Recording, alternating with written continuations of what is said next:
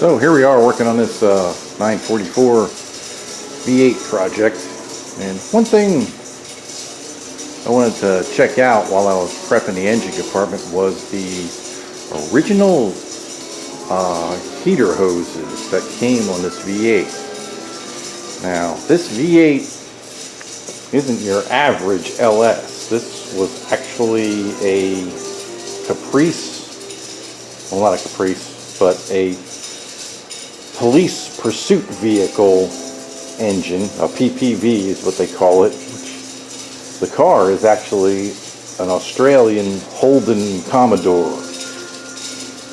For those that don't know, Holden is the Australian GM subsidiary.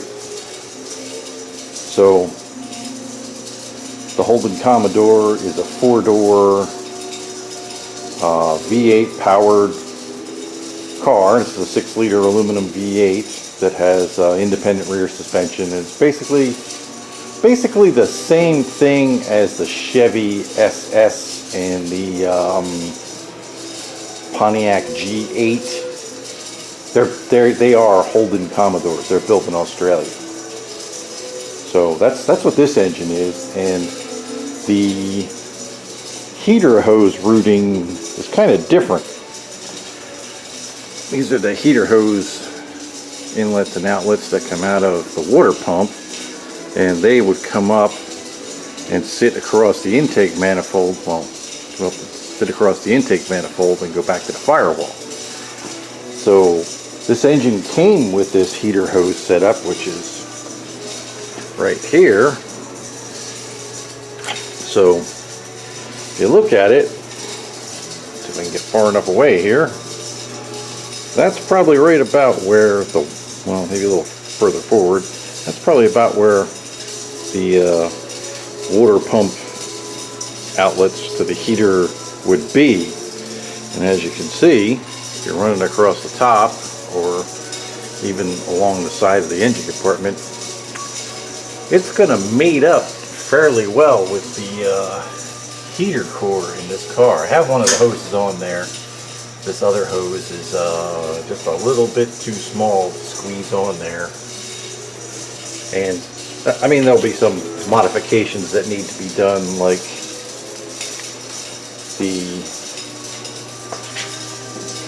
the way GM does their heating. Also, well, side note here, has these really neat quick disconnects on the heater hose here, and these are, see if we can find it. Yeah, there you go. Australia.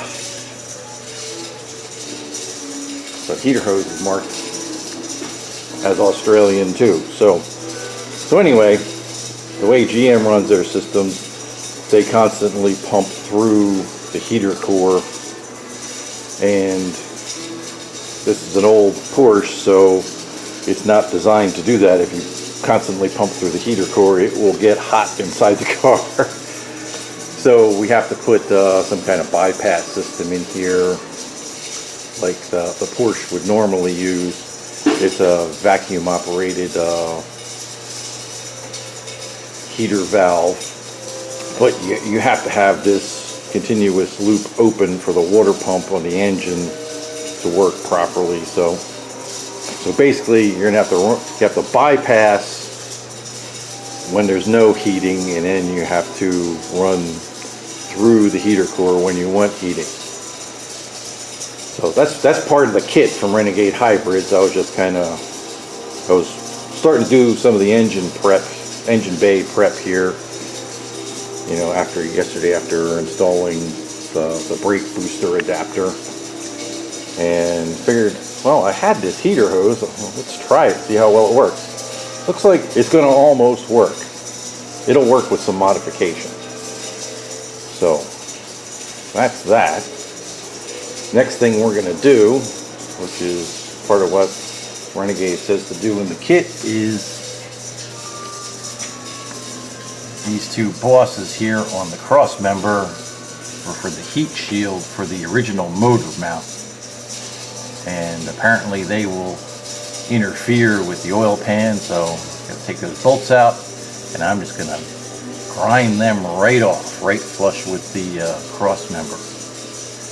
The other thing you have to do is wear this. If you're going to run an AC compressor on the LS motor, see this is right about where it's going to be on the motor. So this actually sticks out too far. As you can see, it's flat here, and then all of a sudden right about here it starts to bulge out. I'm not sure why they do that, but it's kind of hard to tell because it's black, but it is a bulge out. So basically you got to take a big hammer and smack this in quite a bit so the compressor can fit there. Actually, I think it's just so the connector on the compressor fits there. So we're going to do that. Then over on this side, there's these little studs here that will interfere with the headers. And I have to call Renegade today to ask about this AC line, because this might actually be in the way of the header, but I'm not sure. So we'll call him up and ask him about that.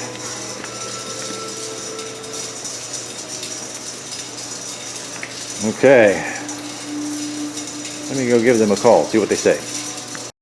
Okay, so I just talked to Renegade Hybrids. One of the questions I had to ask them was about the flywheel.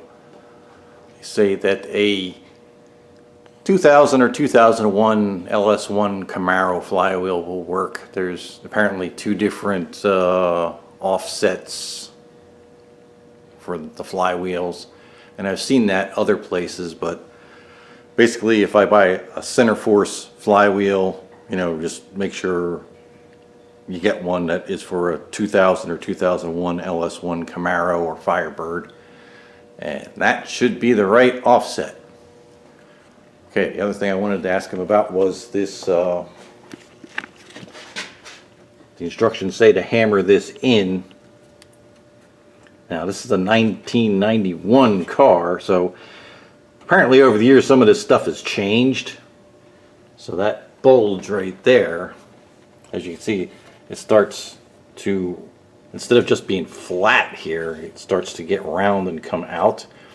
So in their instructions, they weren't taking that into consideration. They were considering this being flat like it is on earlier cars. And they want you to smash this in with a hammer about 1/2 inch. So that's probably a good 1/2 inch sticking out now. So you have to smash it in a whole inch. But the good news is they just came out with a new AC kit that uses a smaller AC compressor. And if you convert to that, you can leave the frame rail alone. It fits fine. And you also get new AC lines that come up over the engine. So basically what we're going to do is these aluminum lines, that's where the condenser is there, or evaporator, whichever one it is in AC talk. You need the ends because that has the bolted on flange, so unbolt them. What we're going to do is unbolt these, remove them carefully from the engine bay, and when we put AC on this car, you know, next year probably, because right now we're doing a basic install, we'll be able to convert to that system. And then we'll have AC also. So yeah, just to remind everybody, this car is going to be a basic setup for this year. As you can see, it actually has a carburetor on it, and it's not going to have power steering. It's not going to have AC. And what else isn't it going to have? It doesn't have power brakes anymore. It's a stick shift, so it'll be a very basic thing. Basically on the engine, all it's going to be is the alternator and a water pump, and that's all we're going to be running. So it should be fun. It should be pretty easy to work on like that too. Okay, back to work.